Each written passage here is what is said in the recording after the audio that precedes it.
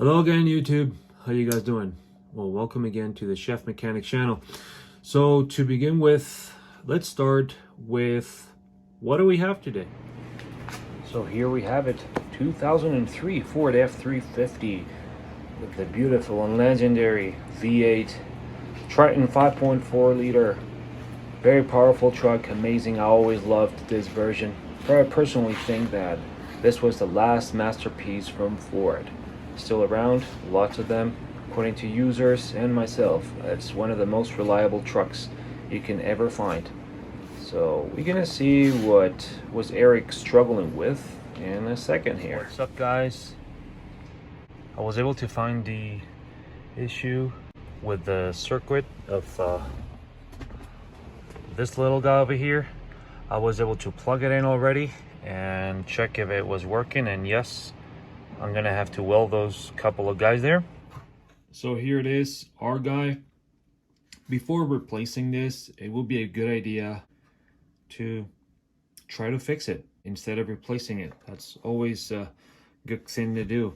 I can already see that there's like a burnt area over there. I don't know if that's actually the actual issue or not, but for now what we're gonna do is just take this screws out of here. So what I'm gonna use is a torque number 10.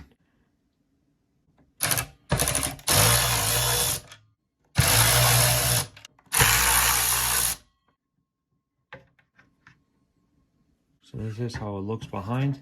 Very carefully, we're just gonna get it out of here. Just make sure that you grab the sticker instead of the foam. If you don't do that, and you won't be able to get it out. So it has a layer of plastic with some kind of glue, I guess. And then it has, so you very carefully just, yeah, just little by little. It is. Like now I can see there's a bit of a burnt area over here. Okay, I don't know if that's the case, but we'll see in a second if there's any solder that it's not gluing anymore. You also have this screw over here.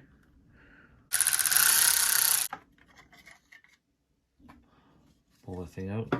Just examine a little bit. Signs from this burnt area. If you just go here, I could see in the number 680, this guy over here, not welded anymore, both of them. So if I do this, there you go, it's disconnected. And this one, both are disconnected. Probably because of burnt circuit or something. I don't know what happened there, but yeah, it's not anymore. So I'm gonna try to weld it. It's not easy, as you can notice between this and this, very small. Just like put it back like that, and maybe we could get it to work again. Pretty sure it's gonna work. So that's how you see how small it is. Get it ready with a solder, just for a drop in there. You deposit it there and you just move it with a pencil. I know it looks easier when it's done, but it's pretty hard. Just make sure that you don't take too much time on the motherboard, otherwise you're gonna burn the connections and it's not gonna be great. The same for the other one. You just, if you have a good point of solder welding there, you just have to get rid of the tin there, or the rod, by going one side and the other, and it'll be firm. There you can see how, with a pencil, just testing if there's any wiggly or anything. And for sure that the connection there, like there's no welding point, they have to be separated in connections.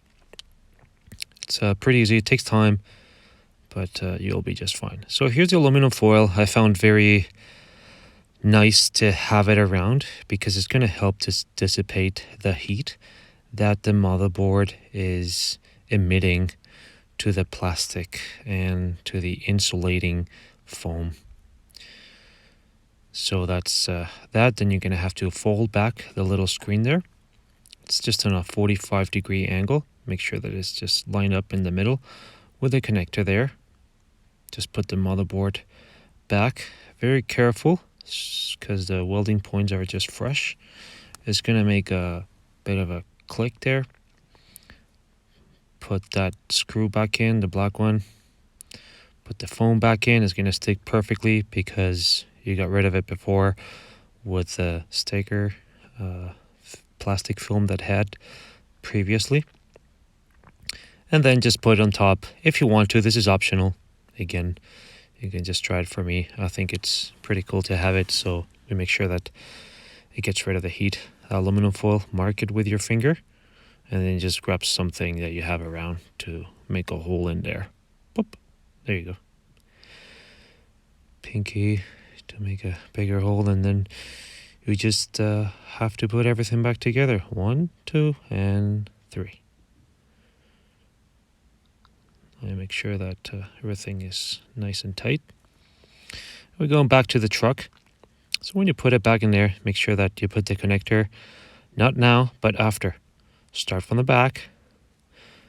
And you're going to see that there is a staple there before putting it in.